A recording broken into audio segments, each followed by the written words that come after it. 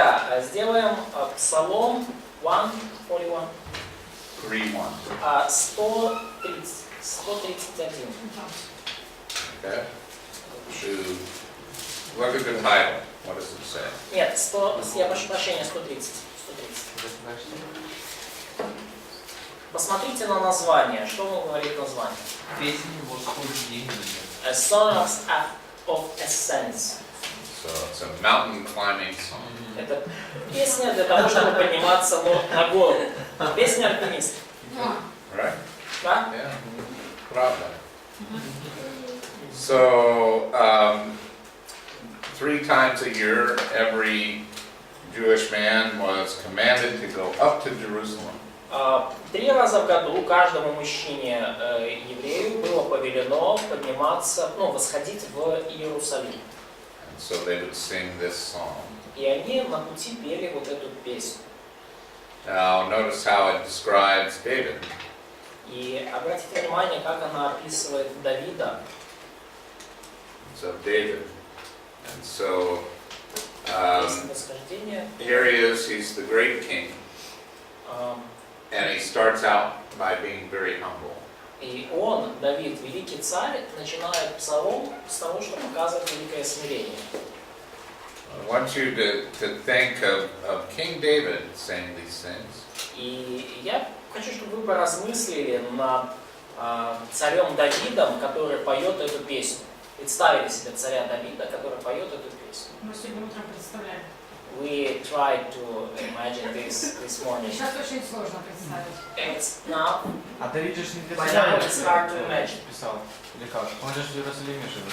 So, but David lived in Jerusalem. How can he? So did he write it about himself? I think it's very personal. Я думаю, что псалом очень личный. I think it's about his heart. И я думаю, что он отражает сердце Давида. At what time in his life this was written, we don't know. И мы не знаем, в какое время жизни Давида это было написано. However, look at verse 3. Но так или иначе, посмотрите на стих 3. Who is he addressing? Кому он обращается? So, Израиль. I think again this is the king instructing his people. Я думаю, опять же, царь здесь наставляет свой народ. Now, is the king involved in great matters and difficult things? И мы видим, что это царь, который участвует в больших делах и решает сложные проблемы. Or think about your own president, Poroshenko. Подумайте о вашем президенте нынешнем Порошенко. Very difficult time right now. Трудное время сейчас. Yeah. Очень. So, you can't imagine the kinds of stresses that your president endures right now. И вы не можете даже себе представить, какое сильное давление, стресс испытывает ваш президент в настоящее время. And so, Президент, наверное, сейчас думает, не очень доволен, что он стал президентом. Maybe our president no longer maybe he is not so glad that he became a president. I'm sure every president thinks that, Я думаю, так мыслит любой президент. sooner or later. Так, рано или Именно поздно. Обама? Даже Обама. I'm not so sure about that. Я Обаму я не очень You can tell that I'm not very excited about him. я не слишком, так сказать, вдохновлен его президентством. Yeah, he openly mocks Christians and people who believe in the Bible. И он открыто высмеивает христиан и людей, которые верят в Библию. So I hope that someday he would pray this prayer. И я надеюсь, что когда-нибудь он помолится такой молитвой. So there's this level of thinking. Это вот уровень мышления. Like I don't understand this. It's beyond me. То есть это вот такой уровень мышления, когда я этого не понимаю, это за пределами моих. I mean, I might understand something about economics and finance and and I might be able to understand that and do the right thing. Я могу что-то понимать об экономике и финансах, и я могу понимать эти вещи базовые и принимать какое-то правильное решение. And be able as a king or a president to come up with the right policy. И в качестве президента быть способным совершать какие-то правильные, использовать правильные методы. But think about this. This is a king addressing his people.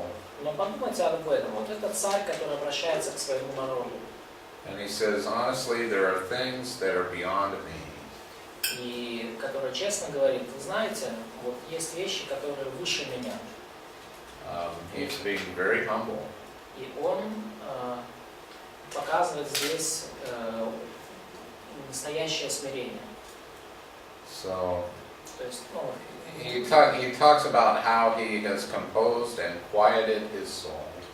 и он говорит о том, как он смирял и успокаивал свою душу. Like Psalm 62.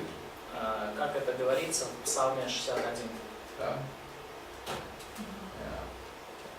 And he talks about himself as a weaned child resting against his mother.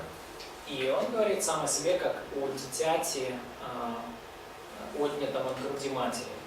So we've had 2 children. We've weaned 2 children. И у нас 2 детей, и мы вскармливали 2 детей. And during the first part of weaning a child, the child is not very happy.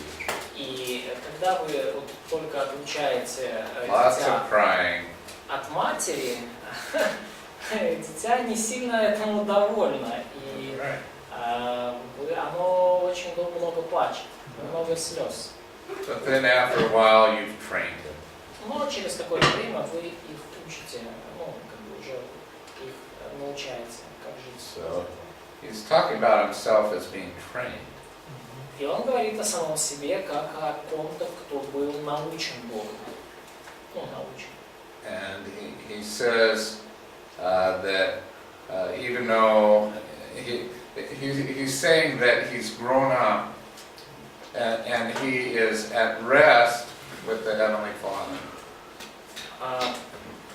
И он говорит о том, что он вырос и что он обрел покой с Небесным Отцом. He's not complaining. Он не жалуется, не ропщет. He's not a whiny little crybaby. Он не такой вот маленький, орущий младенец. He's quiet and content. Он тих и доволен. And then he addresses Israel and tells them to hope in the Lord. И потом он обращается к Израилю и говорит им, чтобы они уповали на Господа. So think about this as a king saying this to his people. Подумайте об этом, как царь говорит это своему народу. And he's admitting there are things he can't handle and he has to trust the Lord. И говорит им, что, вы знаете, есть вещи, которыми я не могу управлять, и мне остается только доверять Господу. Which king would you rather have? Какого бы царя вы хотели видеть на престоле? The one who says he knows everything and can handle everything? Того, кто говорит, что я все знаю и всем могу управлять? Or the one who says, there are things I don't understand and I have to trust the Lord? Или того, который говорит, что, знаете, есть вещи, которых я не понимаю, и мне остается лишь надеяться на Господа. And then he tells his people to hope in the Lord from this time forth and forever. И он далее говорит своему народу уповать на Господа отныне и вовек. And now let's put this in context. И давайте теперь поместим это в контекст. Singing this song on the way to Jerusalem for the feast. Пение этой песни на пути в Иерусалим на праздник. So this is someone before they're going to worship reminding themselves to be humble.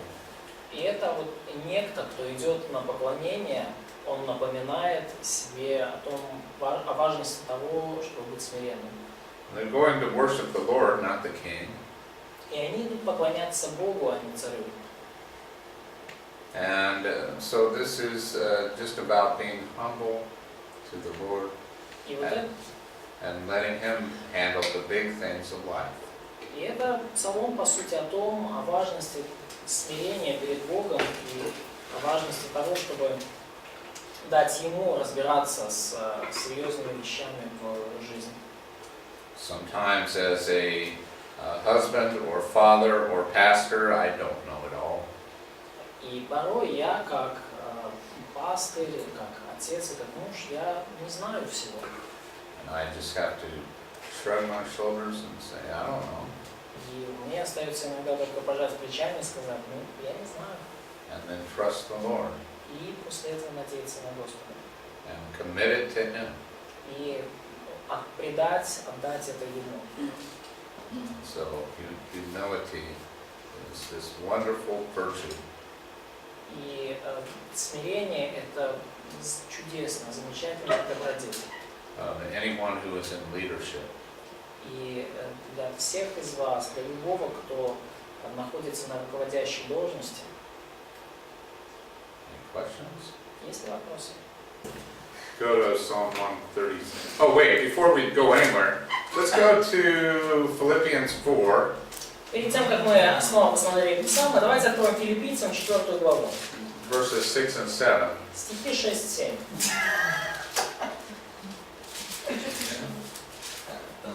Только Маша поймет. So what is Paul saying in Philippians 4, 6 and 7? Что говорит здесь Павел в Филиппийцам 4, 6, 7?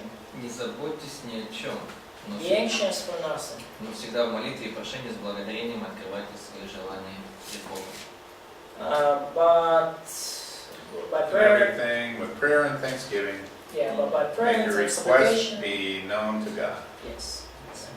Мир Божий нам, дающий всякому мозгу, And the peace of God, which surpasses all comprehension, shall guard your hearts and your minds in Christ Jesus. So I want to clarify something in verse 7. И я хочу, чтобы вы кое-что прояснили в стихе 7. Okay, so let's use our Greek, shall we? Да. Давайте используем наше познание греческого, да? Okay.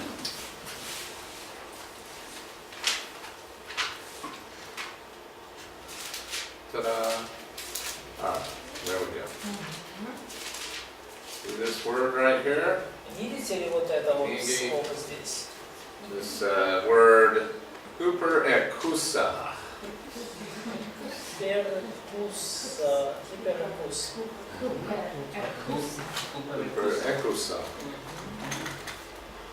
So, the peace of God which surpasses all understanding. Мир Божий, который вот превыше, да, вот это слово превыше всякого ума. So most people think that the peace of God is incomprehensible. Некоторые люди, они понимают это так, что мир Божий, его невозможно понять, его невозможно вместить. Like we can't understand the peace of God. Да, мы не можем его понять. However, this word, hyperekusa, Но вообще-то вот это слово превыше, да, хиперекусы, always means, always has a connotation of quality. всегда оно несет в себе значение качества.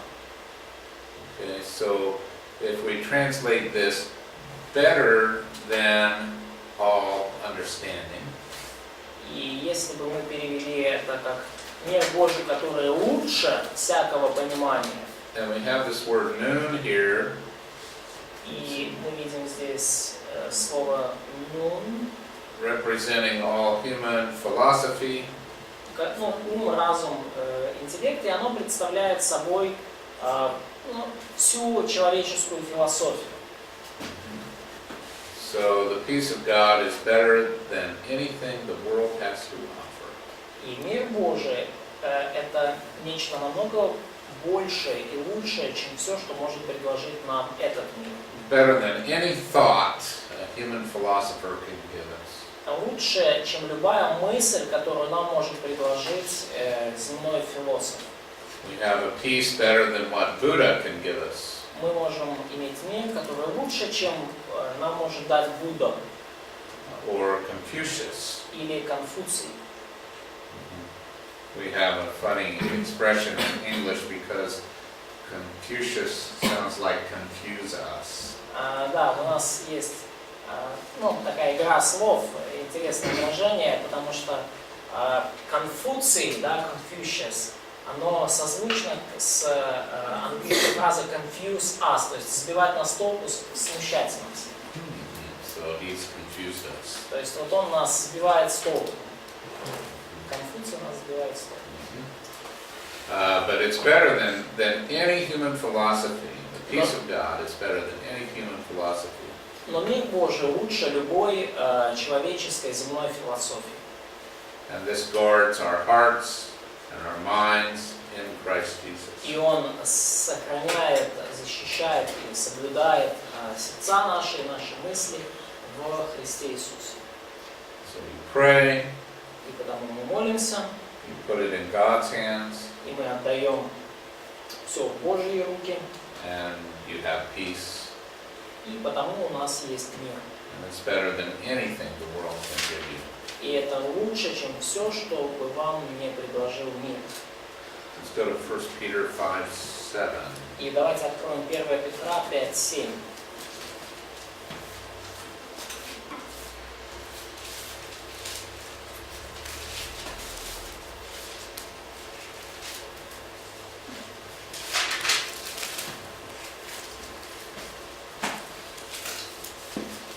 Actually starts in verse 6.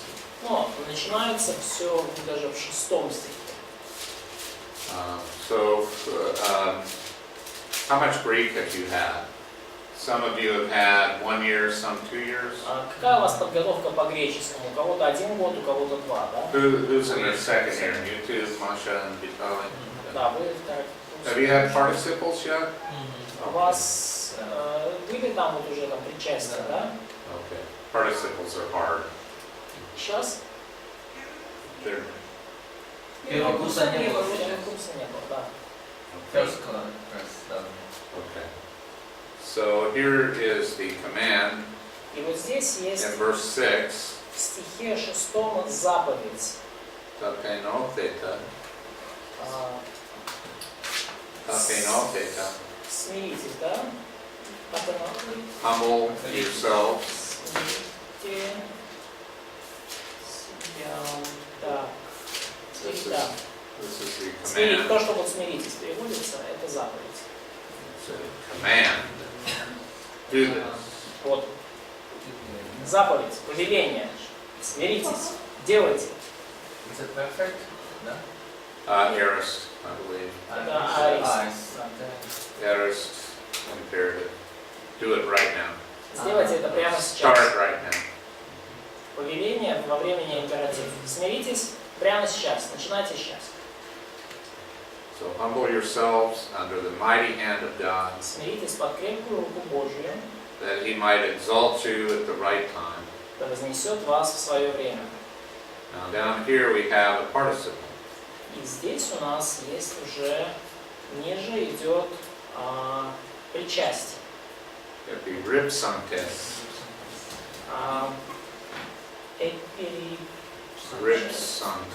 Эпирипсантес. Это вот возложи в, фактически, да, возложить. And that's a participle. И это причастие. And it describes how you humble yourself to God. И это описывает, как вам смириться под крепкую руку Божию. And so how do you humble yourself to God? Итак, как вам смириться? Возложив заботы на Него. Casting all your anxiety upon Him И помнить, что Он печется. and remembering that He cares for you. Right. Because He cares for you. Да, потому что Он печется о вас. So the humble person is the one who lets God handle it. И смиренный человек это тот, кто дает Богу решать проблемы. This word epiripsantes, И вот это слово эпирипсантес epiripto, или эпирипто means to take a burden and put it on an animal. буквально означает взять какую-то ношу или бремя и положить это на животное. Like a horse or a mule. Ну, например, возложить на лошадь, на осла, мула. And so we're letting God carry our burdens. И то есть показывается, что мы даем Богу нести наше бремя. What other passage are you reminded of? Какие еще отрывки вы можете вспомнить вот, на эту тему? Something from Jesus. Что-нибудь из того, о чем говорил Иисус. Придите ко мне все труждающие, Matthew 11:28. So, Ищите царство, не заботьтесь ни о чем. come to me, all who are weary and heavy laden, and I will give you rest. Take my yoke upon you, and I will learn from me. Что еще? Ищите царство My Божье. yoke is easy and my burden is light. Ищите прежде царство небесное, все остальное приложится. So, first seek for, but seek first His kingdom and His righteousness, and all things shall be added to you. Matthew 6:34. Partial. So all of these things remind us of the Psalm 131. И вот все вот эти вот отрывки нам напоминают о псалме 131. Would you like to study Psalm 139? Я прошу прощения, 130. Кто-то из вас хочет исследовать Псалом 130? Psalm 139. 139. Псалом 138. Хотите ли исследовать? Хочем. Yes, they want. Well, tell me what Psalm 139 is about. Расскажите мне, о чем Псалом 138? About God's omniscience and about His omnipresence. Okay, it talks about that. Да, говорится там об этом. That's not what it's about. Но это не то, о чем Псалом. About crying. О грехе, что Давид просит Бога испытать его, распадать сердце его, очистить его. 138. About sin, when David asks to test him and to melt him down. О страхе грешить, About his fear to sin, so he's afraid to sin. Не на опасном ли пути. His omnipresence, omniscience, говорили уже об этом. О чем еще, Катя? Последние стихи, потому что посмотри, не на опасном ли я пути. So, the last verse, больше там, грех, страх, see if there be any harmful way in me, so I'm afraid to sin. It's about Russia and Ukraine. Это псалом о России и Украине. Oh, seriously. Серьезно. Seriously. Because David is really talking about violent enemies coming against him. Потому что буквально Давид говорит о скажем так, кровожадных врагах, которые выступают против него. And so he takes a long time discussing the omniscience of God. И он действительно большой отрывок в течение многими словами он описывает всезнание, всеведение Божие. To say, Lord, I need help in having the right attitude toward my enemies. И прежде чем сказать, Господь, мне нужна Твоя помощь, чтобы у меня было правильное отношение к моим врагам. Well, there may be a difference of opinion as classroom, I don't know. about defending your country and your freedom.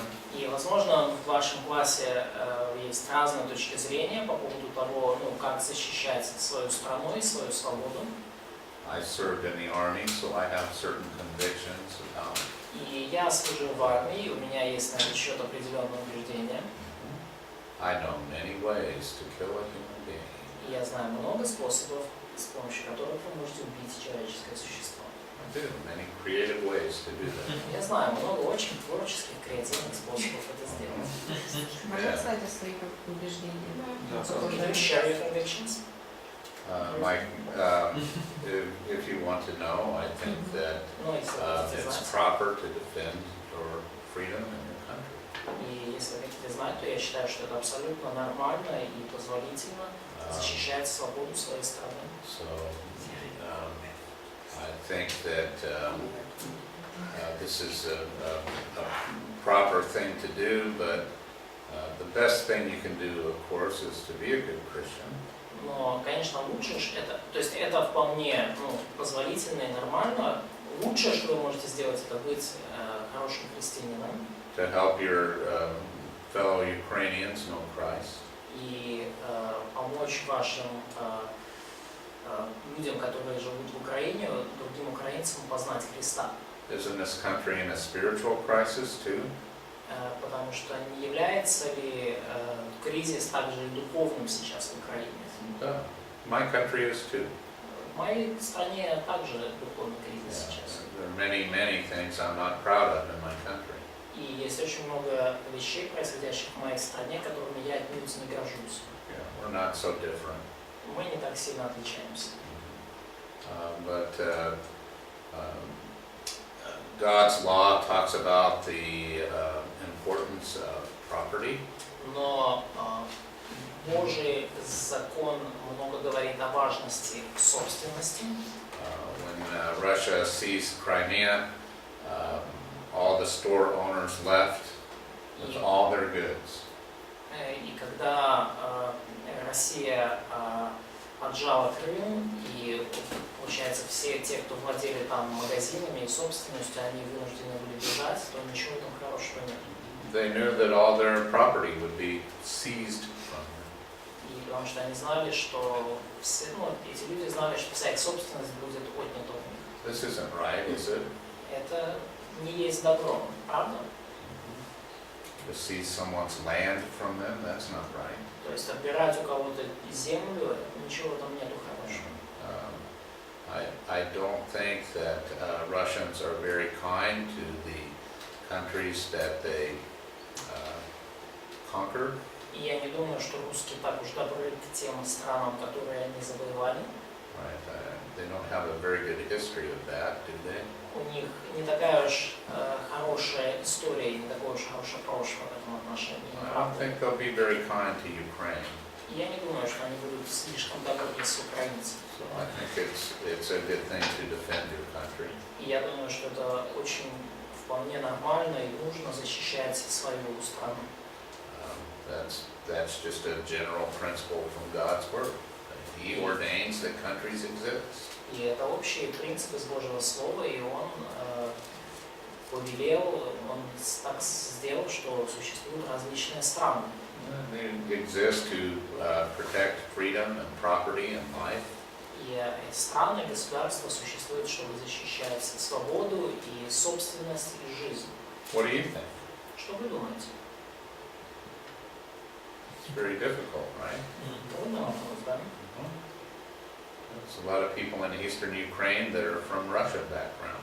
И есть многие люди в Восточной Украине, у которых русские корни и мировоззрение. Yeah. And I have a hatred for war. I hate war. Я ненавижу войну. Я испытываю к ней ненависть. But sometimes it's necessary to defend life and freedom.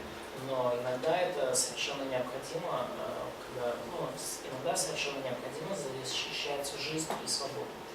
So in 2004, I had a notification about a young man from my church who was a soldier in Iraq.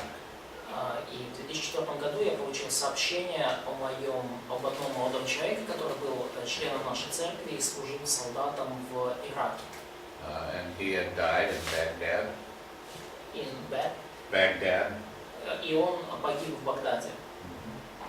And so I had to go be with his parents during their time of grief. И я был с его родителями во время вот этого скорбного времени. It was 2 weeks before he was supposed to come home. И это произошло за 2 недели до его планируемой отправки домой. You understand this right now, I know. И вы понимаете все это сейчас очень хорошо, я знаю. There are many grieving parents in Ukraine. Сейчас в Украине очень много скорбящих родителей. And brothers and sisters. И братьев, и сестер. Many refugees here in Kiev. Много беженцев сейчас здесь в Киеве. It's a terrible time. И это жуткое время. So, anyway, but I do believe in protecting your freedom and your land.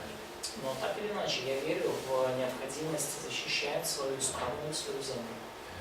И свою свободу.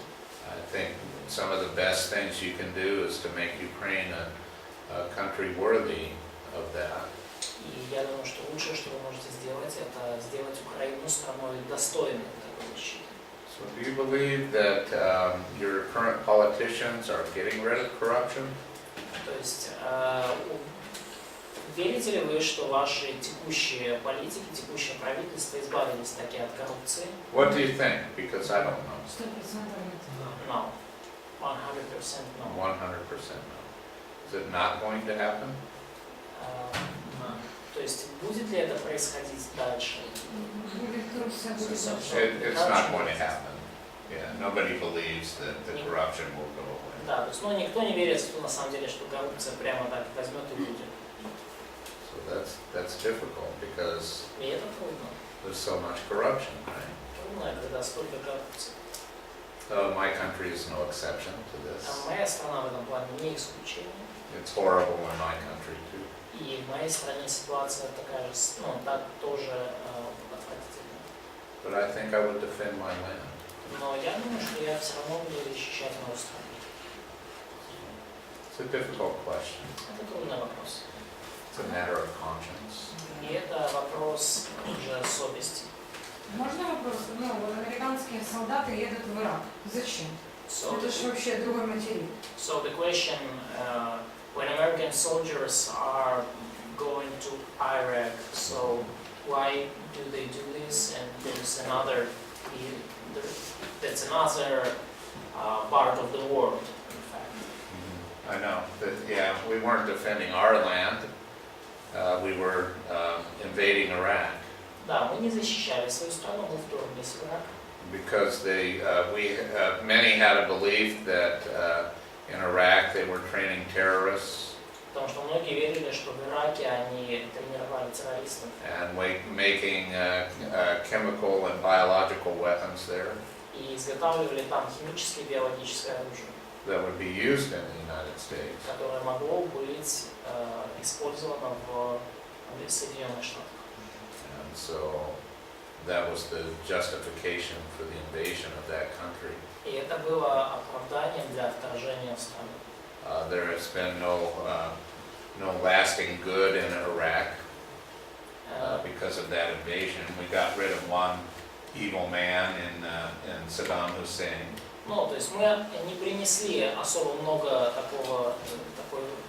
особо много добра, которое пребывало постоянно в Ирак. Ну, конечно же, мы избавились от одного действительно мерзкого человека, Саддама Хусейна. Now another evil has come and they're murdering Christians there.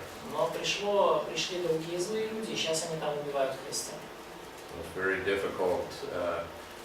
difficult thing to justify.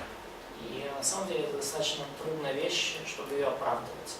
Well, I think 3,000 Americans died in that. И насколько я знаю, 3000 американцев погибли в этой войне. So difficult, right? Трудно, да? Я сейчас просто то, что я знаю, что точно так же Япония тоже может там какие-то бомбы делать, надо на нее напасть. К примеру, так же, как считает Россия. То есть тут а где логика? Ну, просто вопрос, ну, теракты.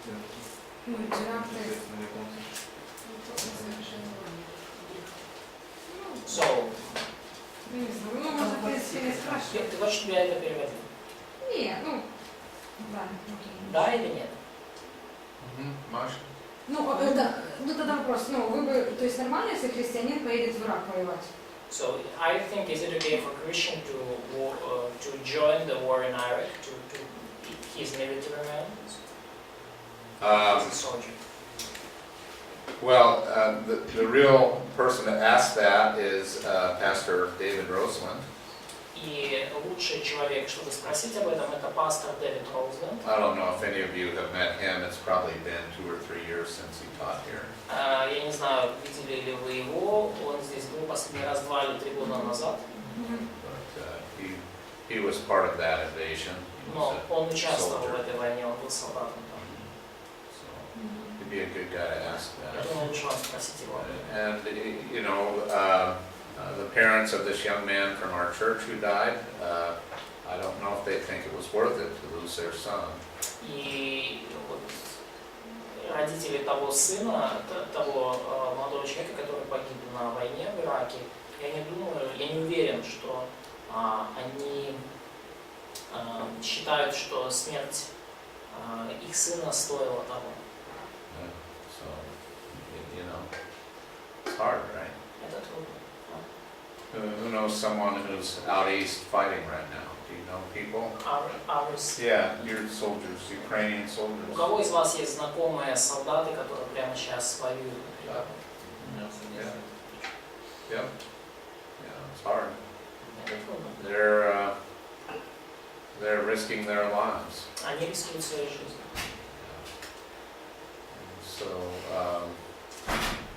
you know, I don't know what to say. I think that it would be great if Ukraine was challenged by the gospel. И я не знаю, что говорить в таких случаях. Я думаю, что было бы очень здорово, если бы Украина действительно, если бы Евангелие бросило вызов Украине. You wonder what it might be like if you're ruled by Russians instead of Ukrainians?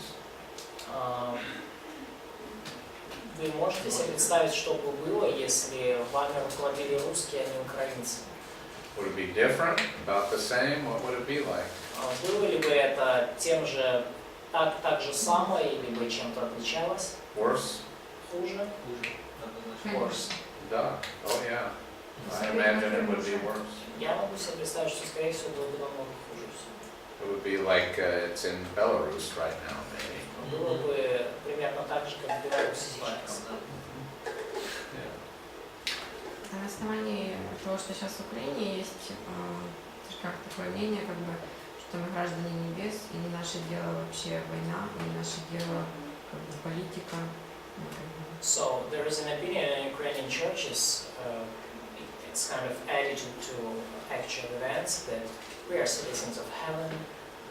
The war and politics, it's not our business is just kind of spiritual things. So, Как можно прокомментировать? how would you comment this opinion, this point of view? Kind of, you know, that's not our business, we are out of politics, out of war, we are citizens of heaven. Well, I think you're citizens of both. Ну, я думаю, что вы являетесь гражданами и небес, и Украины. Right. So I look at Romans 13, И я читаю Римлянам 13 главу, 1 Timothy 2, 1 and 2. 1 Тимофея 2, 1-2. I think about Jesus' relationship to Roman soldiers. И я размышляю об отношении Иисуса и с римскими солдатами. Did he ever criticize a soldier? Критиковал ли он когда-то солдатов? Even one time? Хотя бы однажды.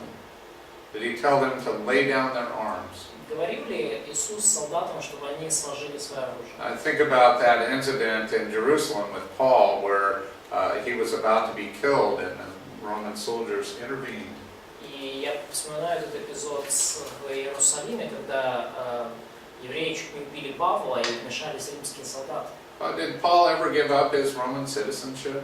И избавился ли Павел хоть когда-то от своего римского гражданства? He took every advantage of it.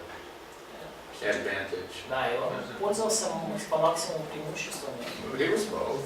Но поэтому он был гражданином и того, и другого. У меня вопрос, ну, может, он такой немножко странный будет, но все-таки, если бы вот, апостолы или Иисуса, вот они граждане военнообязанные, заставили, вот идите воюйте, вот Иисуса призвали воевать, или апостолов. Ну, как бы он может Помнишь, такой, это Филу тоже, а если бы твои, то... ну, вот, So, то... Sammy has a kind of strange question, as he's saying. Okay, So, if I'm ready.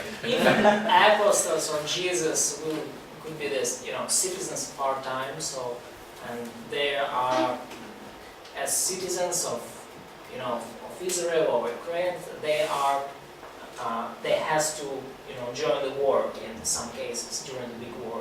So if they would be commanded to, take weapon and fight. So will they obey? How do you think? Меч в руки и пошли. What should they do, Sergey? Что они должны делать? Как ты думаешь, Сергей? Как раз у меня вопрос. This is a question. Я не знаю. I don't know. Yeah. When I was a soldier, my conscience was clear. Когда я был солдатом, моя совесть была чиста. I wanted to kill people of the Soviet Union. Я хотел убивать людей в Советском Союзе. Probably including Ukrainians, by the way. И, скорее всего, даже включая украинцев. Потому что вы говорили, что он плохие? I thank God that I haven't had to do that. I'm glad that never came to that. But, И я благодарен Богу, что до этого не дошло. yeah. I didn't want to kill anyone, but I was ready to defend my country. Ну, я, конечно же, не хотел никого убивать, но я был готов защищать свою страну. Yeah. If necessary. Если бы понадобилось. Well, this is the great question of Psalm 139. Но это большой вопрос, псалму, который Right. задается как раз в Псалме 138. И последнее. Что вы думаете о эмиграции Last в таких thing. ситуациях? What do you think about an emigration in such situations? When countries... Когда ситуация войны, да? Да, ведь Библия описывает много эмиграции, угодной Богу, но также есть, возможно, не очень угодная Богу, типа Ионы. So, I think that those are good thoughts. ну, я думаю, что это... I understand what you're thinking. Я понимаю то, о чем вы думаете. There's, we live in the devil's world. Мы живем в мире, который под властью дьявола. There are no perfect countries. И нету совершенных стран. It's very unlikely you'll find a place on this planet that you will escape the shadow of war. И я думаю, что вы навряд ли найдете место на этой планете, где вообще не будет ни тени войны, которую война никак не Не, но затронет. вопрос же не в этом, а вопрос в том, что сейчас уже проезд подорожал в 3 раза, поднимаются, цены, все, но у людей просто нет денег, они не могут выжить, просто нереально выжить за эти деньги. И люди принимают решение эмигрировать, но если это плохо. So some people, not just because of war, but because of connected with war, economical crisis, rising prices for transport and etc. So they decide to leave country, move some other place. So, и что? Как ты Is считаешь? it a proper thing if people just moving it because of economical reasons? It's a matter of conscience. Это вопрос совести. Okay, so I can't tell you that. Я не могу вам этого сказать. And you all have your parents here, right? У вас у всех родители есть, да? You babushki? И Well, бабушки. not everybody, but how about your grandparents? Что насчет ваших родителей, прародителей, бабушек и дедушек? Would you be willing to leave them? Leave them with no one to care for them? Вы хотите их оставить и покинуть страну, и что никто о них не будет заботиться? А если нет? Sometimes it's difficult, right? Да, это трудно, да? Oh, bring them with you, right? Ну, возьмите их с собой, да? Yeah. So Yeah, I understand about immigration. Я понимаю вопрос миграции. I don't think it's a wrong thing. И я не думаю, что это что-то дурное. I don't think it's right for everyone. Но я не думаю, что это хорошо для всех. Okay. Yeah. Yeah. But I understand why you're thinking that, and I think in some cases it's a good idea. Я понимаю, почему вы размышляете об этом, и думаю, что в некоторых случаях это хорошая тема. Many millions of people have come to my country because they're looking for the opportunity of freedom. И многие люди приехали в мою страну, потому что они искали возможности и искали свободу. And yet I look at my country right now, and most of us understand that they're going to be persecuting Christians in America very soon.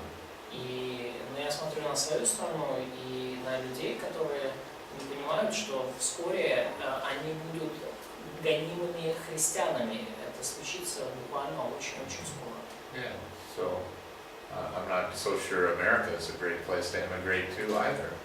И поэтому я не уверен, что Америка такое же замечательное место, чтобы туда эмигрировать. So where do you guys want to go? Let's go somewhere.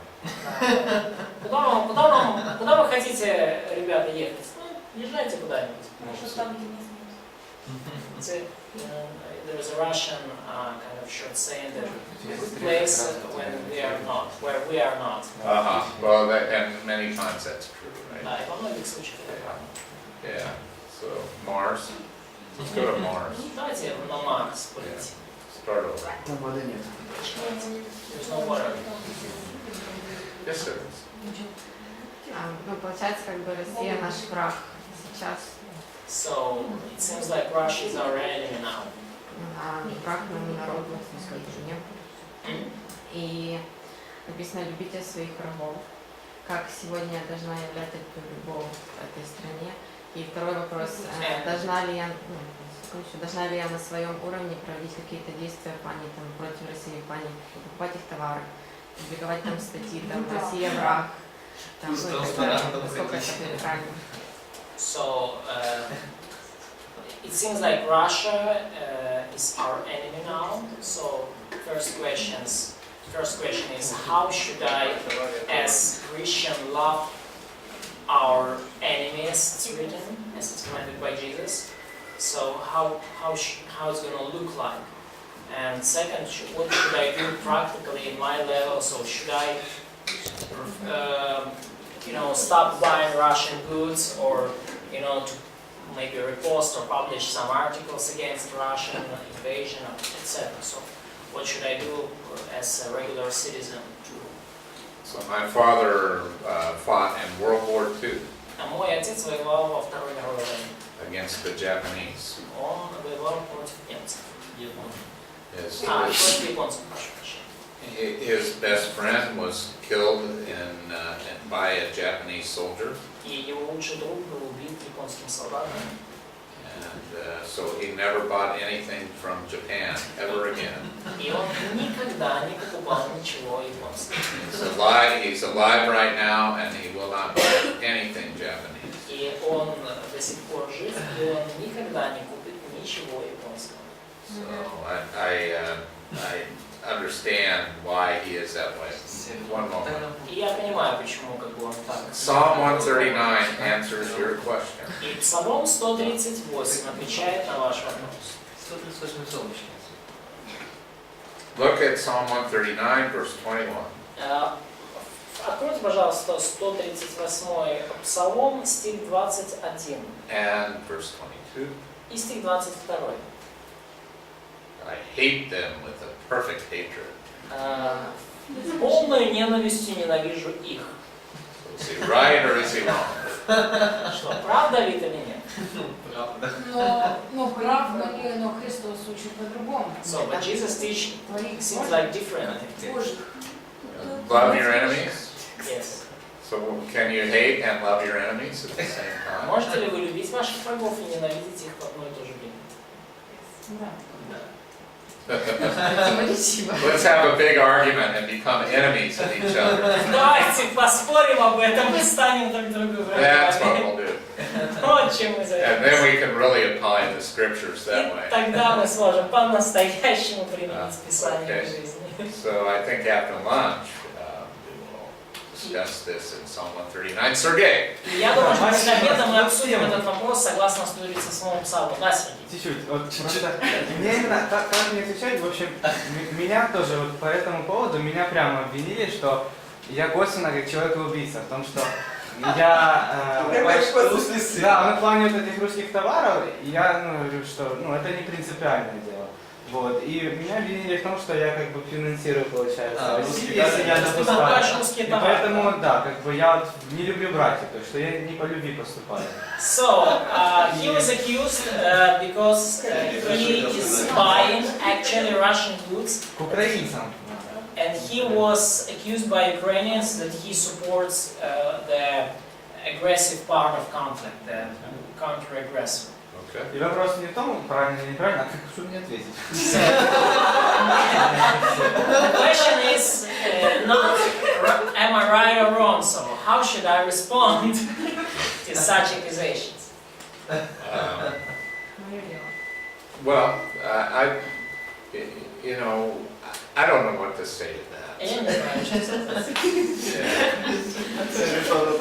Yeah. Не говори никому, что покупаешь. Да. Don't tell anybody what you buy, you know? Yeah, right. That would be a really good start. Это будет хорошее начало. Не, кстати, я без войны еще давно. That would be better. Yeah. Yeah. So, why do you buy the Russian stuff? Is it just better or something? Ты покупаешь русские товары, потому что они лучше или почему? Да, я оцениваю просто, если вижу, мне I think you should buy American stuff. Американские товары. American agent here. Well, I'm never coming back here to teach. Я чувствую, что никогда больше сюда не вернусь. По-моему, русские дешевле, чем украинские товары. Because some Russian goods are just cheaper than Ukrainian. Oh, I understand. Yeah. И не сюда есть украинские. And not all the time we have good Ukrainian goods. Right. Yeah. Yeah. Same with Japanese stuff. My dad would never buy it, but То же самое с японскими товарами. Yeah. Ну, хотя мой отец их никогда не покупал. So, Sergey, be careful. Поэтому, Сергей, будь осторожен. Yeah. Don't tell everybody what you're buying. Не говори всем вокруг, что ты покупаешь. It's nobody else's business. Это ничего, никому до этого не должно быть дела. Yeah. Any other questions? Еще вопросы? Good.